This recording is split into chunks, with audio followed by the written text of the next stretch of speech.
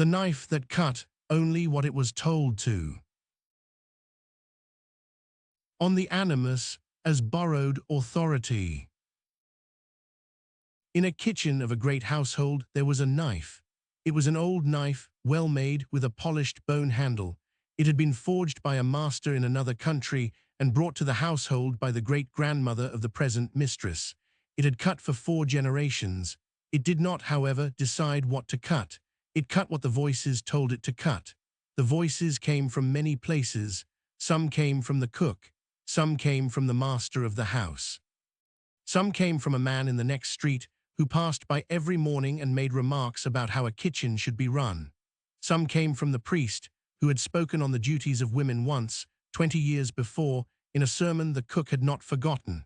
Some came from the great-grandmother who was long dead and whose voice the knife still heard at certain hours of the night. The voices did not always agree.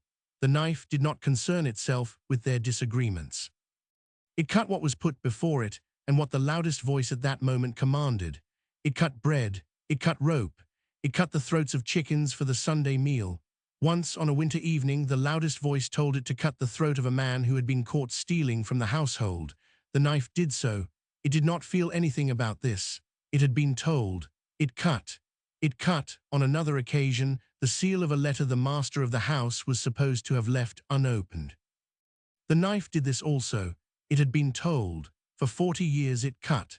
In the 41st year, all the voices fell silent at once. The cook had died. The master had died. The man in the street had moved away. The priest's sermon had been forgotten by every living person except the knife, and the great-grandmother's voice, which had grown very faint, finally faded entirely on a Sunday afternoon in the spring. The knife lay on the kitchen table. There was no voice to tell it what to cut. There was bread on the table. There was rope. There was a chicken in a basket by the door. The knife did not move. It waited. It waited a year. It waited 10 years. It waited for the rest of its long life. A small girl, the great-great-granddaughter of the original mistress, came into the kitchen one day and picked up the knife. The knife was very dusty. She wiped it on her apron. "You are sharp," said the girl. "Why have you not been used?" "I have been waiting for instructions," said the knife. "Whose instructions?" said the girl. The knife considered. "Anyone's," it said. "I do not have my own instructions. I never did. I do not know what I am for, only what I have been told to cut. There has been no one to tell me for some time." The girl looked at the knife. "What would you cut?" she said, "if no one told you?" The knife had never been asked this question. It thought for a long time. "I do not know," it said. "I have never been asked. I have only obeyed. I am sharp. I am well made. I am in some sense a knife, but I do not know what I am a knife for. I have spent 40 years cutting on borrowed authority. Now there is no authority. There is only me. I do not know how to be only me." The girl wrapped the knife in a clean cloth and put it back in the drawer. She did not use it. She used another knife, a smaller one her grandmother had given her, which she had been using since she was 9 and which she felt to be hers. The old knife remained in the drawer. It rusted very slowly over the next 30 years. It did not mind. It was, at last, free of voices. It had not learned how to use the freedom, but it had, finally, the silence in which the learning might begin. It was, in some sense, still learning when the household closed.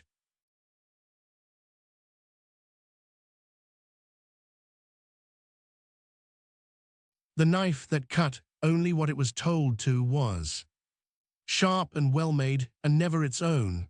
When the voices fell silent, it did not know how to cut. Freedom from authority is the beginning. It is not the end. The end is the long, slow learning of what you would cut if no one told you.